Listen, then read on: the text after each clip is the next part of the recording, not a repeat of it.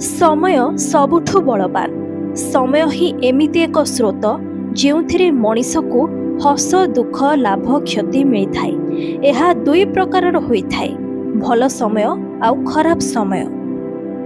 भल समय रे लोकंकर उन्नति सबु इच्छा पूर्ति सह सौभाग्य मिलता है। सेहीपरि खराब समय आसिले नर्क जंत्रणा भी भोगिबाकू पड़ जाए।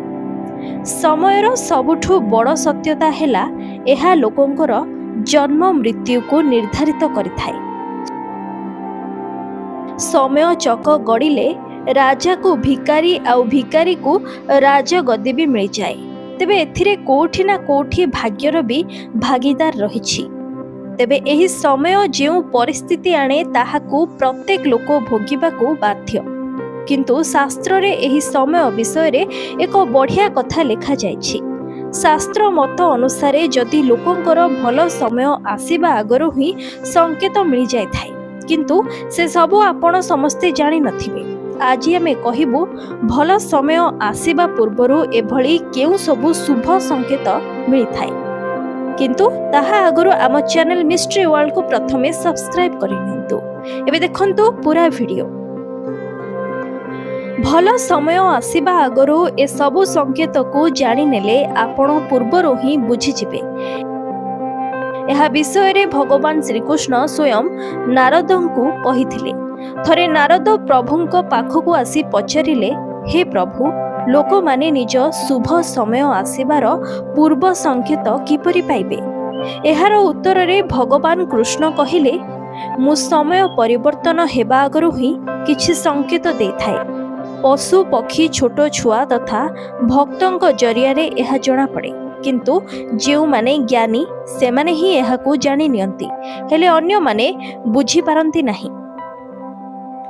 तेबे प्रथम रे जेउ माने स्वतः ब्रह्म मुहूर्त रे उठंती आउ एही समय रे भगवान को स्वतः स्मरण करिथांती, तेबे जानी रखिबे सेमानंक भाग्य उदय हेबाकू जाउछि।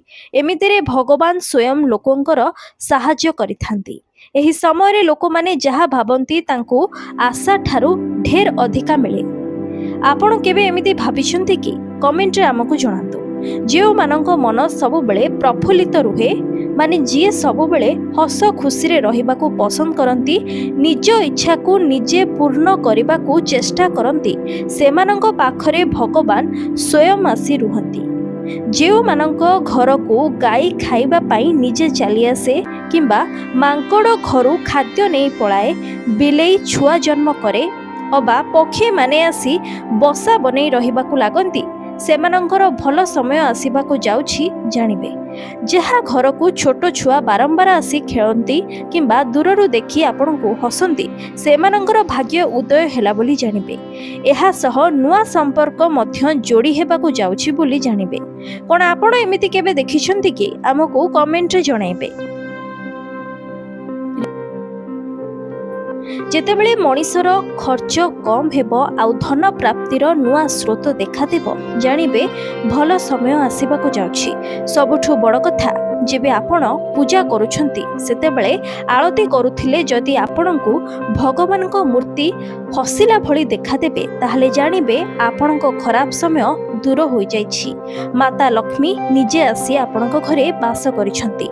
एहा छड़ा जदि महिलांक बाम आखि किंबा पुरुषंक डाहाण आखि डेउथिबो, तेबे जानिबे शुभ समय आसीबाकू जाउछि।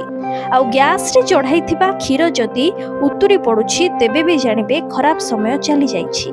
शेषरे जदि आपण कोनोसी शुभ काम पाई बाहरी छंती आउ बाटरे गो माता किंबा कोनोसी साधु संतंक आशीर्वाद लाभ करंती, तेबे जानिबे निहाती रूपे आपणकू सौभाग्य प्राप्ति हेबाकू जाउछि।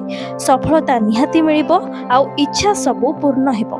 तेबे ए वीडियोटी आपणकू केमिति लागिला कमेंट रे जणांतु। एभली वीडियो देखिबाकू चाहुथिले आम चैनल को आज ही सब्सक्राइब करिनियंतु। आ वीडियो को खूब लाइक और शेयर करंतु। रहुछु। जय जगन्नाथ।